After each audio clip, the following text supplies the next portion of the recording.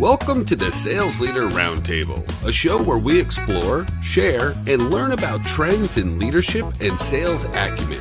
A place that provides our audience valuable insights, advice, and best practices from trusted members of the sales leadership community.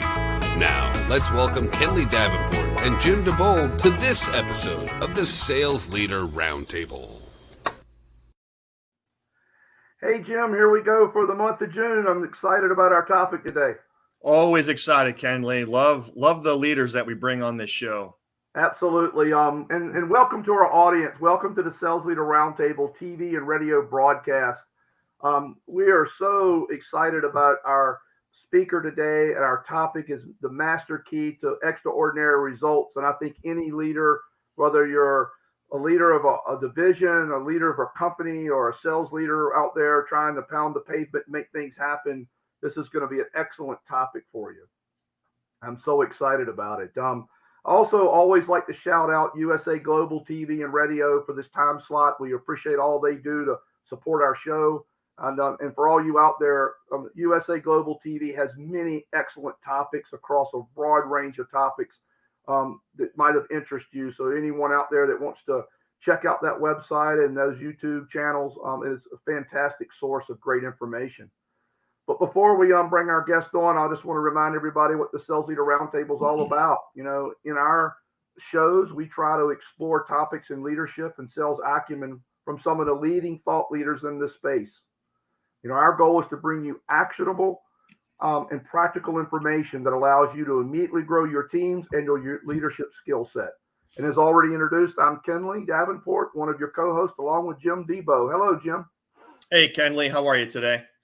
Fantastic. I'm fantastic. Well, we have Cathy Wilkes today, and I know we want to get her out here and get going on this conversation. You want to try to do a proper intro, and let's get her involved in our show today. Happy to. Thanks, KENDLEY. So everyone, Cathy is an accomplished executive with a strong track record of building organizations from startup to multi-hundred million and beyond.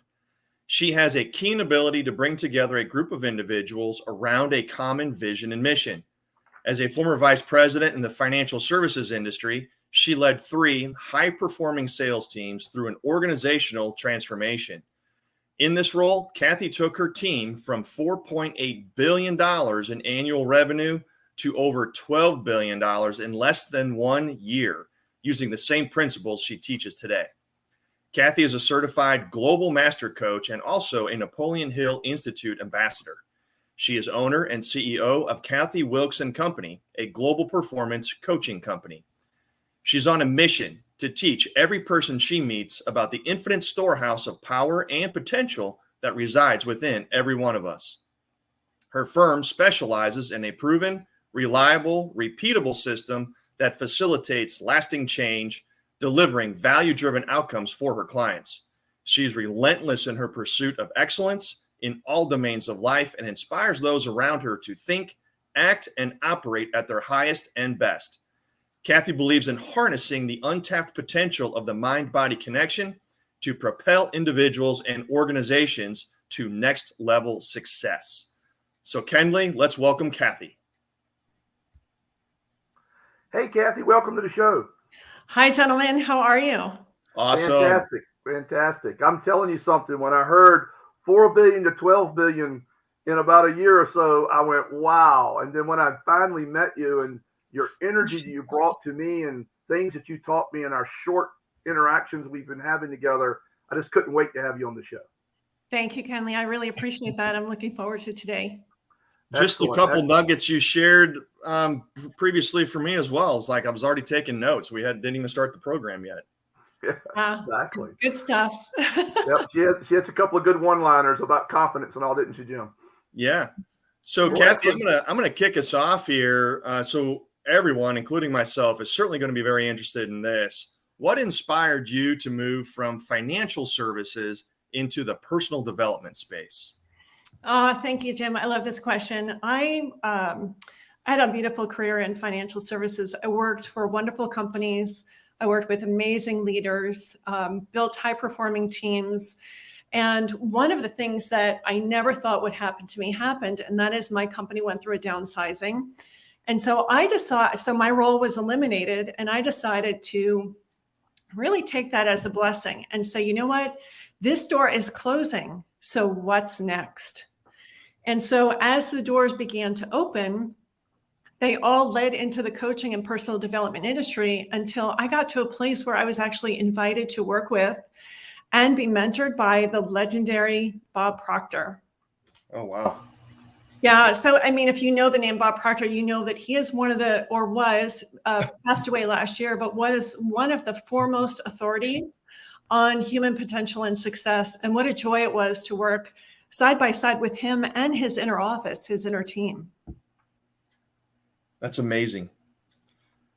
That really is. I'm just, it must, I think all of us in life cherish and appreciate the people that we get to work around. Many folks that mentored us in our careers. And I know in my own career, I've had a couple of really excellent leaders that really pointed me and guided me in the right direction. They didn't do the work for me, but they certainly encouraged me and called me out when I needed to be called out as well. Yes. I mean, that's a hallmark. That was one of the things that I learned from Bob, was really challenging people to be better versions of themselves every single day was a hallmark of what he taught us.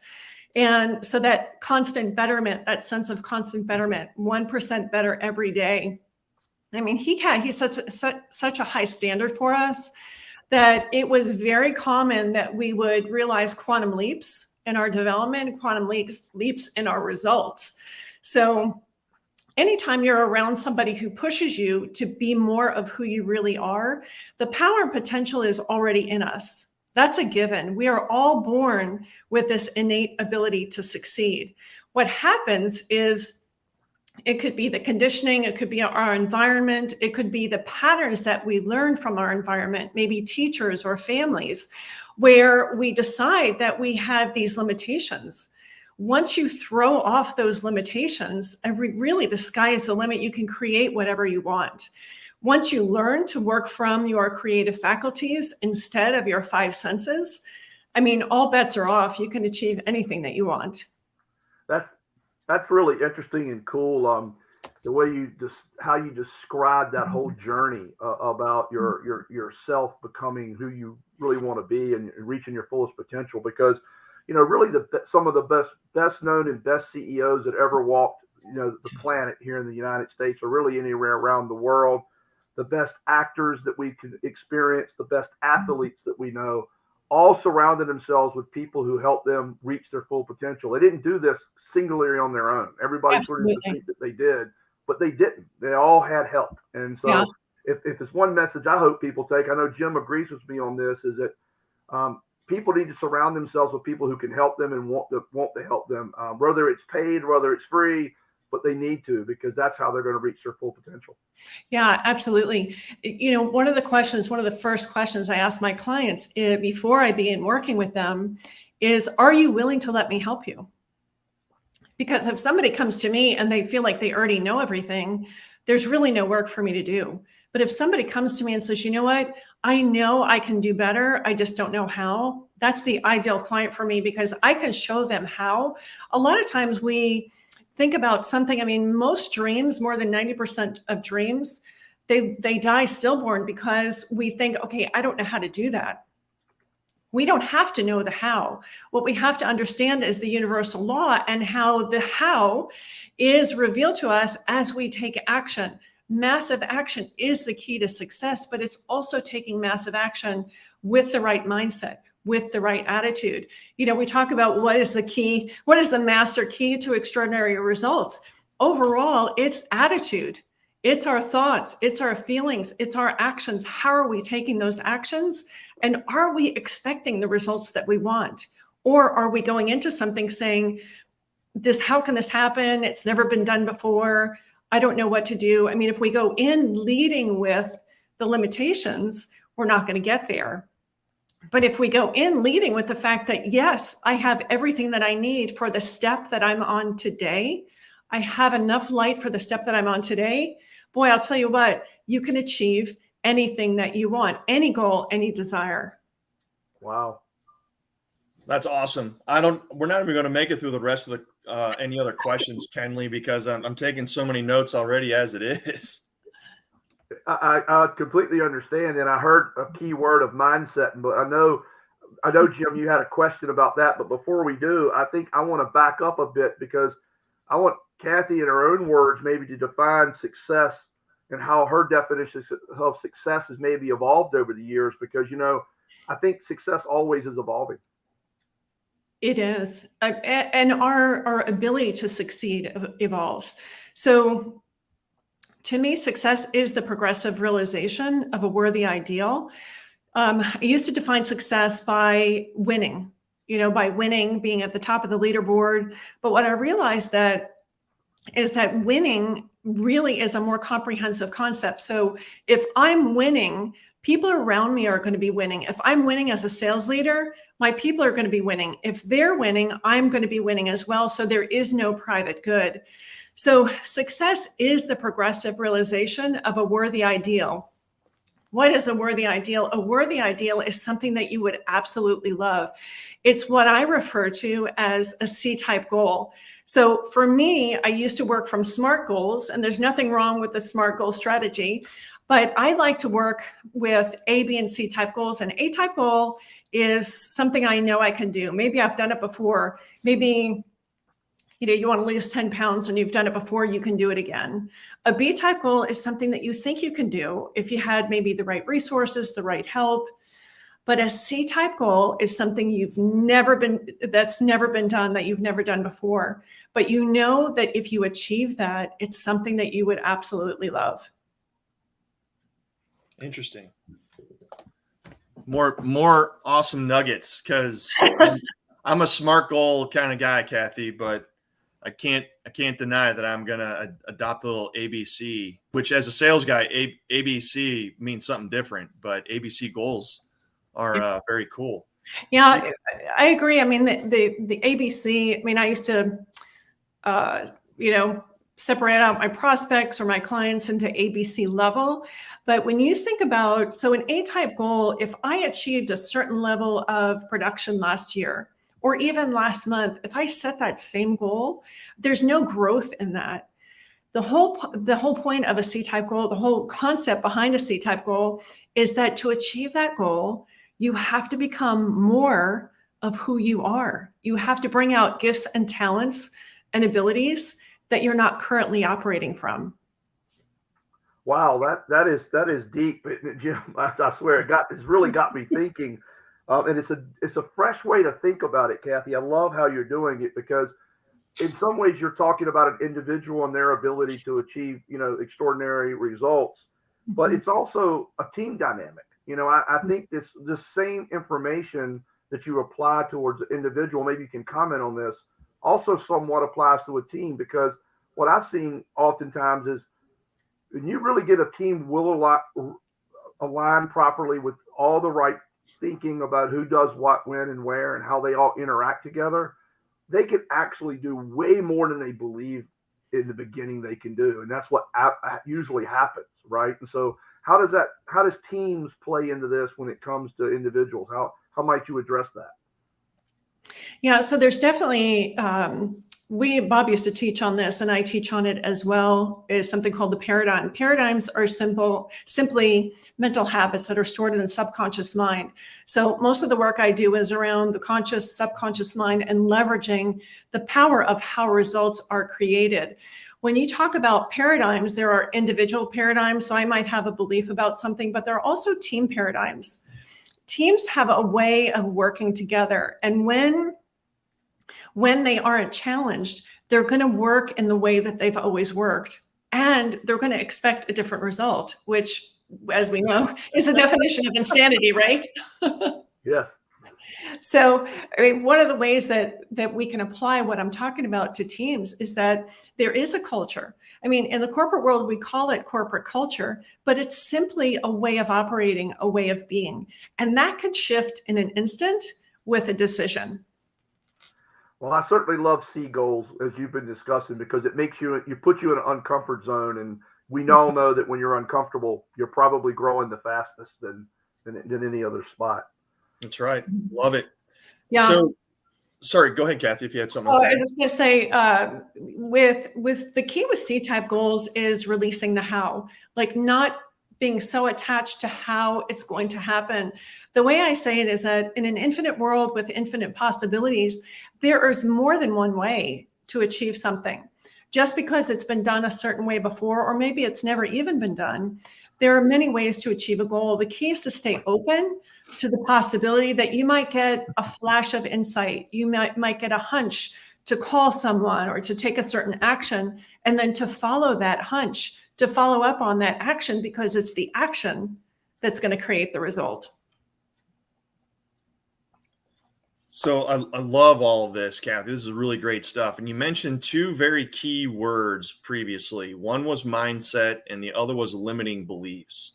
So we're going to dive deeper into both of those. So first with mindset, it seems very straightforward and very easy to say that mindset's important, but you've had a lot of awesome perspective today already. So what role do you believe mindset plays in achieving success and ultimate fulfillment in life? Yeah, mindset it's such an overused term, but it the way I look at mindset is you're setting your mind on a certain course of action. You're setting your mind on a certain result. So along with mindset comes intentionality. If I'm intentionally setting my mind on a specific goal, the likelihood of me achieving that goal, the likelihood of me being aware of the steps to achieve that goal is going to be much greater. In fact, it's probably going to be exponentially greater. So mindset is really key. But remember, the mindset, our beliefs are simply thoughts that we think over and over again. For example, if I grew up in a household where it was common to say money doesn't grow on trees, I might grow up with that conditioning based on living in that environment. But if I grew up, like my mother told me, she said, even if it's never been done before, you can do it. And she instilled that in me. And because I developed that belief, I've taken bold action throughout my life. And sometimes I fail, but failure can be reframed. And I take every opportunity to use a failure in my favor. So that's a mindset in and of itself. So we have a mindset or an attitude toward everything. It's a question of, is it aligned with what we want? That's awesome. So in those lines, I'll just dovetail right into the next component then, because I certainly grew up in a very blue collar household and was told that money does not grow on trees. And so there was this challenge where it took me quite a while to realize that ultimately I can have whatever I want as long as I'm willing to do the work to get it. So how does one overcome those self-limiting beliefs? Well, the limiting beliefs, like I said, they come from conditioning, they come from our environment. What has to happen is the introduction of a new idea, the possibility that something much greater can happen or something different can happen, something more in line with what you want to achieve can happen. So you decide on what you want, you accept the idea that it's possible. In the absence of knowing how, you take the action. Just in and of itself, redirecting your attention. Remember, what you pay attention to, you're feeding it. You're actually paying the energy forward to whatever it is that you're looking at.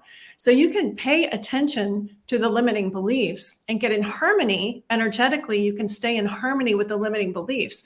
Like if a person, Jim, in your case, if you continued to believe that money doesn't grow on trees, you will limit the ability for you to see in your environment situations, circumstances, conditions that might be something easy for you to step into to generate a big piece of money or a big opportunity. Does that make sense? Oh, 100%. And you know, what's interesting, Kathy, is doing what I do now as a business coach and trainer. I've had different training now. My mind has been expanded by people similar to Bob Proctor. And I understand this principle now. I certainly didn't understand it before. And I try not now. I have to not allow myself to think about all the things that I've missed, because that alone can keep you in a self-limiting place of wallowing in misery, if you will, over all the things that you've missed, instead of just going, okay, here's what I know now, and I'm going to use that moving forward. I'm going to leverage that information moving forward to be open to what's coming my way. Because somebody told me opportunities are never lost. They're just passed on to somebody else. Absolutely. I have had that happen before where I've gotten a flash of insight and I didn't take action. And the next thing I knew, I'm on the internet and I see somebody else with that program or that topic or something. And I'm thinking, hey, that was mine. But knowing that, okay, I understand how universal law works. If I keep looking behind me, if I keep looking in the past, I'm going to anchor myself there energetically, because as dynamic beings, we're either moving forward or we're going in reverse. While at the level of fact, at the physical, in the physical, it might seem like we're staying the same. We're really not. We're either growing and moving toward a green growing edge, or we're going backwards. There is no there's no static when you talk about humans and performance. I think that's an interesting perspective, that you're either going forward or you're sort of going backwards. There's no status quo, because we often hear, I've even said to myself, I just like for this week just to be normal and, not do anything special, right? But I've always also been a someone who's uncomfortable with the status quo, someone who always wants to, challenge and do things. And that leads me back to something we've been talking about, and that's mindsets. And there's all types of them out there. I know at the Sales Leader Roundtable that me and Jim run on a peer-to-peer professional development group. We talk about mindsets a lot and sometimes dive into them pretty deeply. Different types of mindsets, like the abundance mindset for me, is something that I think a lot of salespeople forget about. I think having competition, having other people that do what I do is helpful. Right. I see it as enough for everyone if we just listen and learn together, versus thinking that I have to beat you or I have to win everything. You defined winning earlier as something way different than I think sometimes people think of it. But that leads me to the question I think that you could give some really gold nuggets to for our audience. And that is, what practices can help someone become a top performer? What are some of these practices they can do that helps them minimize their limited beliefs, helps them get in the right mindset? Yeah, good question. So I would say first I have to make a decision to be a top performer. So most of us, I'll say for myself included, we're not taught how to make decisions. One of the most valuable lessons I learned from Bob is how to make a decision. A decision can only be made in the now. I can't decide to do something next month. I can only decide right now, because now is really all we have. So at first I have to decide what I want, whether it's a number, a quota, a goal. I mean, I never even looked at my sales quotas because I just knew I was going to surpass it.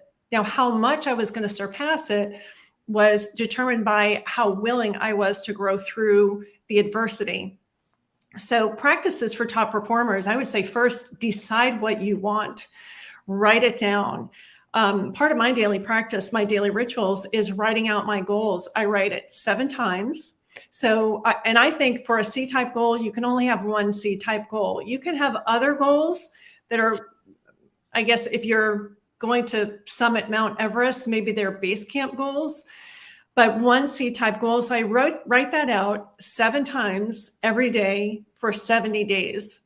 And then at the end of 70 days, I assess, is my plan getting me closer to my goal or is it not? And I might change the plan or the path, but I never change the goal. So the goal has to be something that you really fall in love with, that you get emotionally involved with.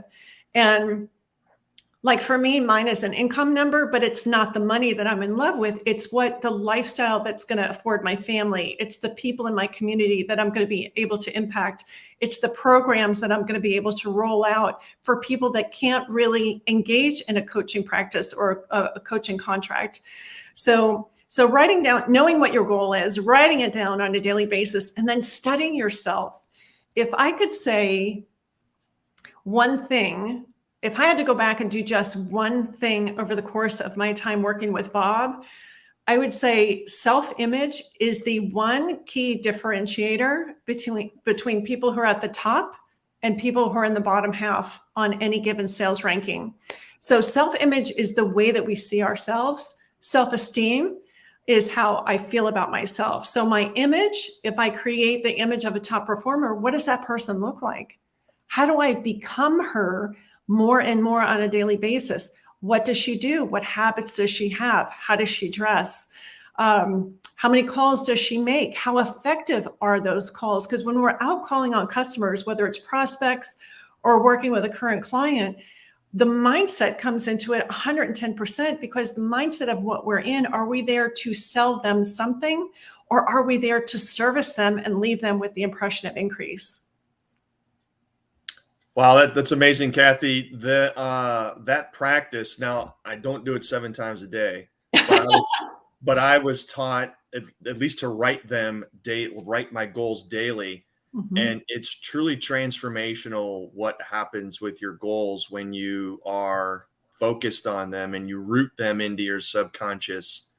And like you said earlier, which was a great phrase, leave yourself open to the signs coming from the infinite universe. It's absolutely awesome. So I really appreciate you affirming that for me, even though I have my own affirmations from doing it myself. But that was awesome. You know, something else, Jim, that she said was emotionally involved. You know, and I think I oftentimes run into goals with people who say my goal is X, Y, Z, and I ask, you know, how they come about it or whatever. And if they're not emotionally involved in it, they want a part of developing it.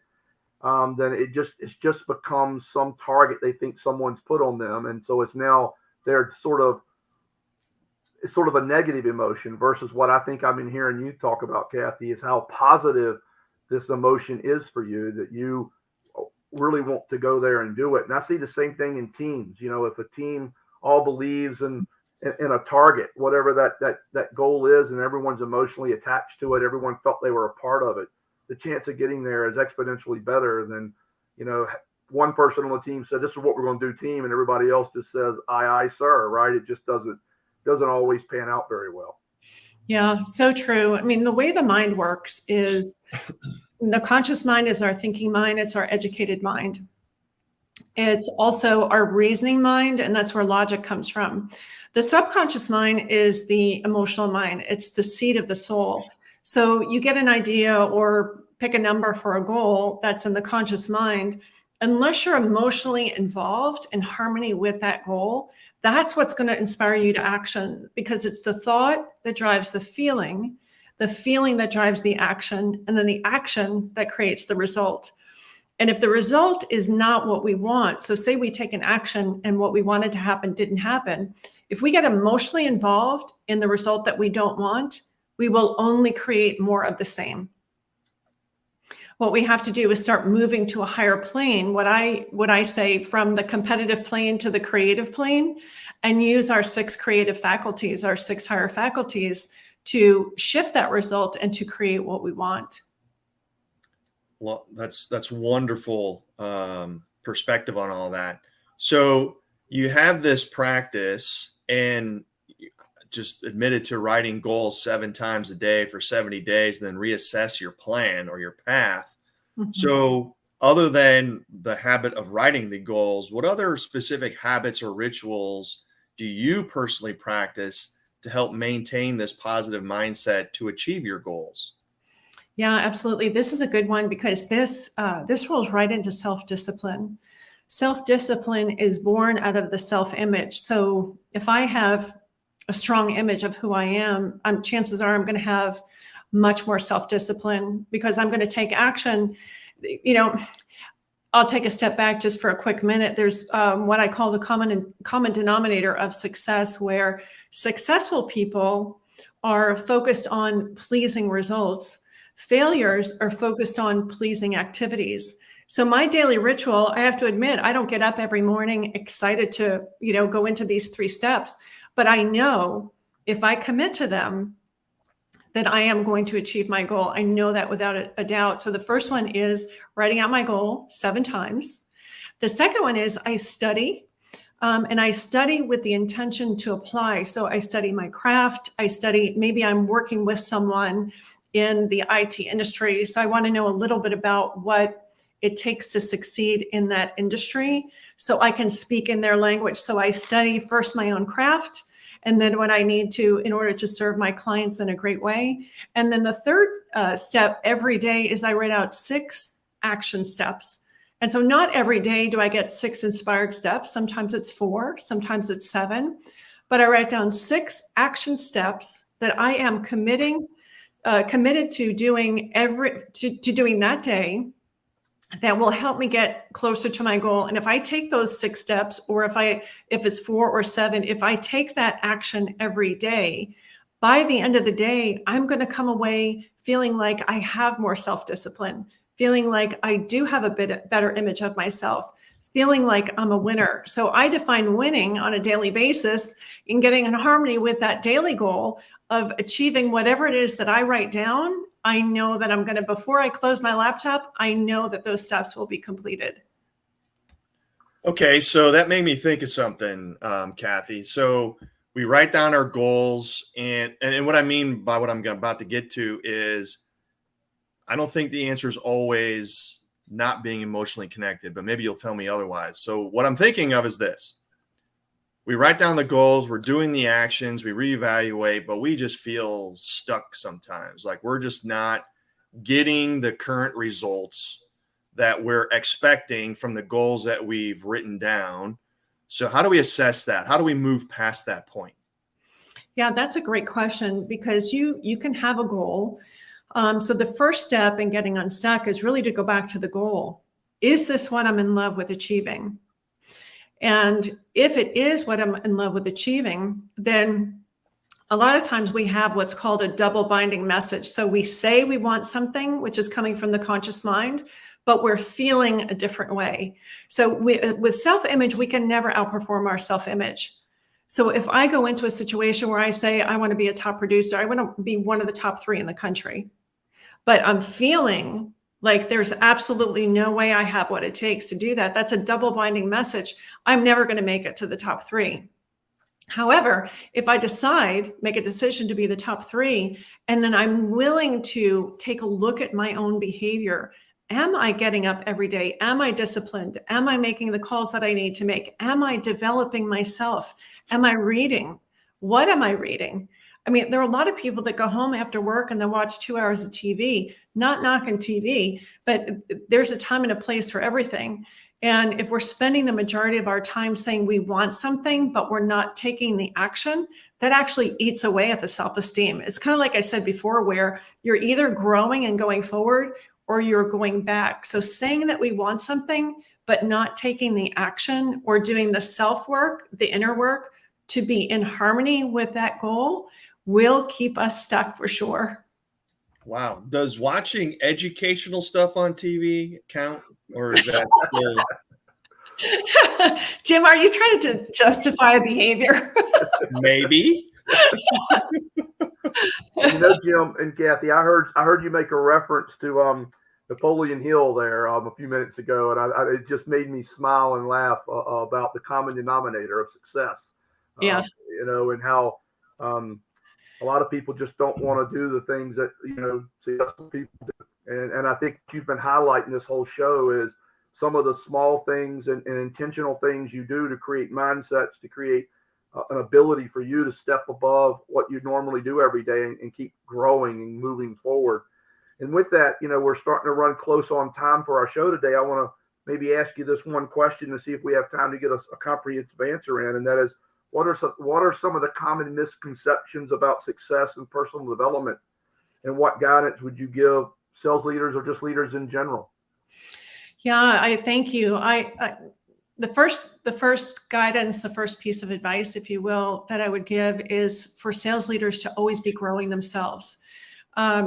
What made me successful in the corporate environment and leading high-performing sales teams was not necessarily what I was doing in terms of running the business, but it was building the people, showing them how to believe in themselves, showing them the path to taking that next step, reaching for the bigger account, creating ways and solutions. So we were really involved in solution selling, creating solutions that hadn't been done before.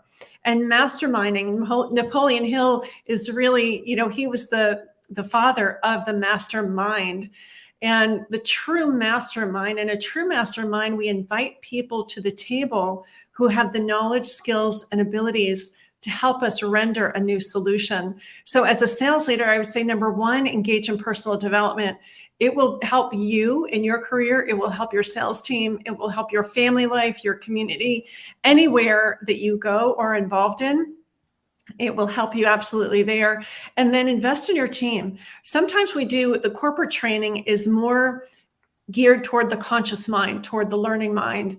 But the type of training that I'm talking about is helping people discover more of their gifts and talents. The confidence, we talked earlier before the show started about what is confidence. Confidence is simply the awareness of the power that's already within you. We must know at some level that with every problem comes a solution. But most people focus on the problem instead of focusing on the solution. So stay in self-development, help your people, get them connected to resources, and get to know them, understand what they want, and know why they want it so you can help them get there as well. Wow, that is just a beautiful segue to, I love you talked about that self-development. And that's what is me and Jim have driven our Sales Leader Roundtable peer-to-peer professional development network group sessions. It's really just all about that. It's just about that ability to be self-aware and to keep growing yourself. And we do that through a peer-to-peer process. But fantastic. Any closing comments, Jim, before we ask Cathy to tell us how people can find out about her, more about her? Well, I'm glad I took a lot of these notes. I'm going to have to review them, Cathy, because there's so many wonderful nuggets in here. And I'm just so grateful that you joined us on our show today. Absolutely. It's been an absolute pleasure. I truly love what I do. I mean, private coaching for sales leaders. I do team coaching, but mostly I develop people. I develop humans. And Bob used to say that he was a human developer. And I really believe that to be true, because as we develop more of who we're meant to be, everybody has a mission. If you're not in love with what you're doing, take a look inside. What is one way that you could shift that and really bring out more of your gifts and talents so you can act in a way and serve in a way that leaves people with the impression of increase? I think that's kind of an age-old principle in the business community, maybe one that we don't teach as much. But if we touch every single life with the intention of leaving them better off for having been in our company, I think we've done our job, and we will attract everything that we need to get the business and results that we want.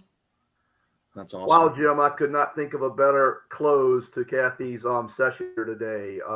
Cathy, one last thing, can people reach out to you and find you if they want to learn more or be pointed in a direction where your resources can? Yeah, absolutely. The best way to reach me is hello@CathyWilkes.com. hello@CathyWilkes.com. It would be my pleasure to serve your audience for anybody that wants a discovery call, a strategy session. Maybe it's a little tweak. Maybe it's a little bit more than that. I'd be happy to share more about my programs, but it is all focused on developing the individual, going to a higher level in your self-image, and developing the self-discipline by way of really understanding what it takes to fall in love with what you do and who you are. Fantastic. Well, Cathy, thank you so much for being our June guest here on the Sales Leader Roundtable TV show. My pleasure. Thank you so much. I appreciate you both. Thank you. Thank you. Well, Jim, what an episode. We could have spent another 2 hours.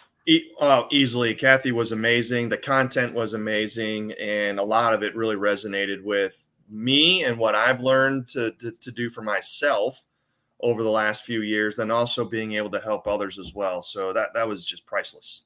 Really is. And so our next show, everyone, is on July the 3rd at 4 p.m. Eastern time, the Sales Leader Roundtable TV show here, hosted by myself and Jim DIEBOLD. Looking forward to having you. And also, we appreciate you taking time to be with us here today. Take care until next time. See you next month. Everybody. Thank you for joining us today. You are now eligible to attend the peer-to-peer professional development network of the Sales Leader Roundtable. It is held on the fourth Wednesday of each month at 12 o'clock noon Eastern Standard Time. For an invitation, email us at info@salesleaderroundtable.com or visit us at www.salesleaderroundtable.com. Our next show is scheduled for the first Monday of each month. We hope you will join us again.